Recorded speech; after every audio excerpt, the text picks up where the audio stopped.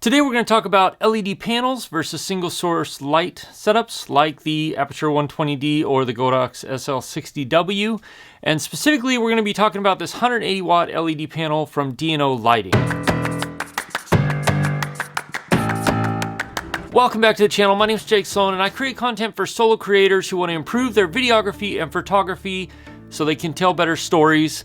And I do that through tips and tutorials and reviews of equipment that makes the process easier. Now, D&O did send this light to me, but they're not paying. This is not a sponsored video, and so this is my unbiased opinion about this particular LED panel. But I do want to thank D&O for their patience because it's been quite a few months since they sent this panel to me, and it's taken me a lot longer to do this review than it normally takes me. Now, to start off with, when is the time that you would rather use an LED panel versus a single source light, something like the Aperture 120D or the GoDox SL60W, and why would you choose this more expensive LED panel over something cheaper like the GoDox SL60W? And the first, of course, has to be your use application.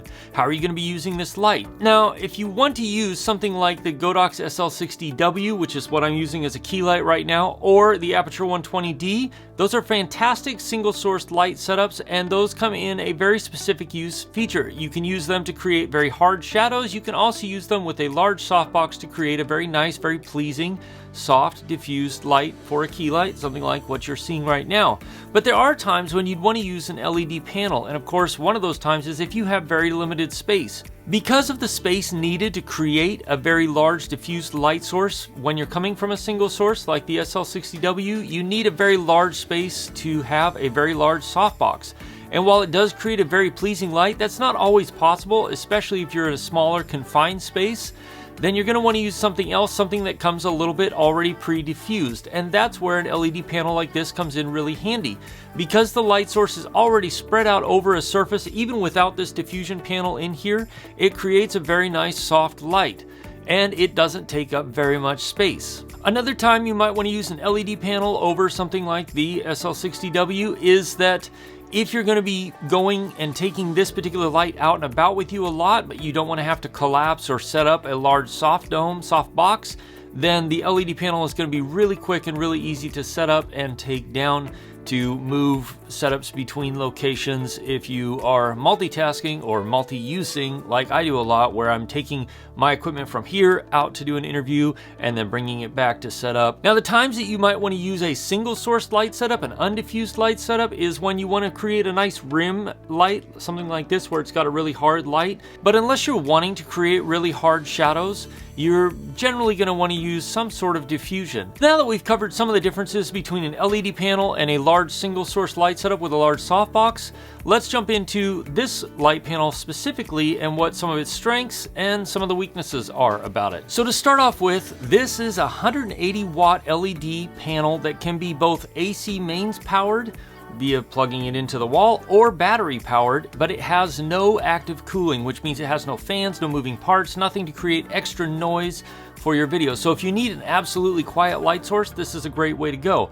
Another thing about it is bicolor, or it will go anywhere from 3200 up to 5600 Kelvin. So what that means is you can match the color temperature of the lighting in the location you're in, and it provides a lot of light. And that's really fantastic, especially if you're wanting to fill a large space with light, something like what you're seeing now.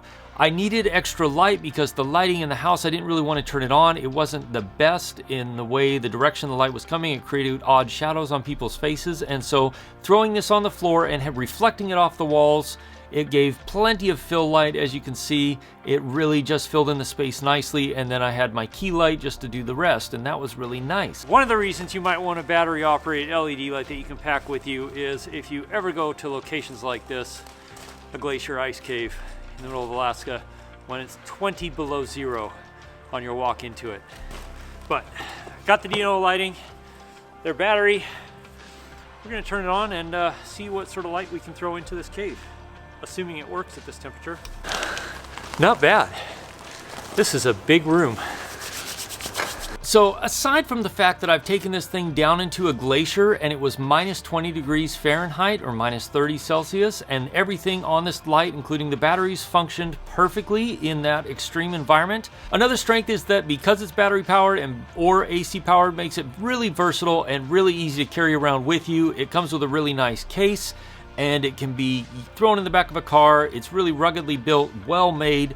I gotta say, this thing has really withstood some abuse. Another great thing about this light is that it has barn doors, so you can really control how wide or how narrow you want your light spread to be.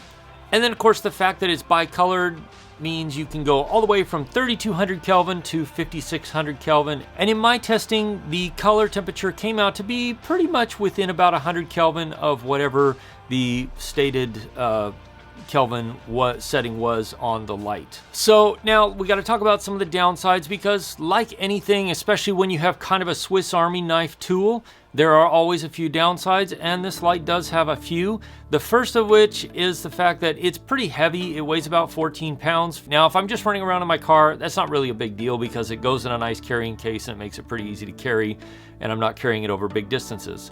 But it is a little bit on the heavy side, partly because it's really ruggedly built. And another downside is the dimming. It doesn't dim all the way down to like 1 or 2%. It dims down to 7, 8%, and then all the way up to 100%. But when you're dimming it, you do have to wait till it kind of responds and then adjust as you need, but you do have to, there's a little bit of lag time between when you adjust the controls and when the light responds. Another downside that's really not a big deal, but it is something to consider, is when you're using these barn doors, you are limited to how much down tilt you can have before the barn doors run into the side arms here. Now the barn doors, you can pop them off and pop them back on easily enough, but if you're wanting to use the barn doors to kind of control the focus of the light a little bit while you're down tilting as you would normally for a key light, it does limit how much down tilt you can have because of the barn doors. And my last downside is that the light is not cheap. The new version runs about $800 right now on DNO's site, but when you consider that if you're going to buy an Aperture 120D, that's going to run you about $800. Or if you're going to go the cheaper, less expensive route, say a GoDox SL60W, but you add an softbox, that's going to run you a few $100s, maybe $250, $300. But that is not a battery powered option. And so for about $800, being able to battery power a light that can kind of be your one light for all uses, this is really an excellent option. Even though it seems expensive, it is not compared to many of the LED panels that are out there. This is a great option for you if you're somebody who does stuff like me, where you kind of need a Swiss Army knife tool that you can use for a lot of different applications in a lot of different scenarios.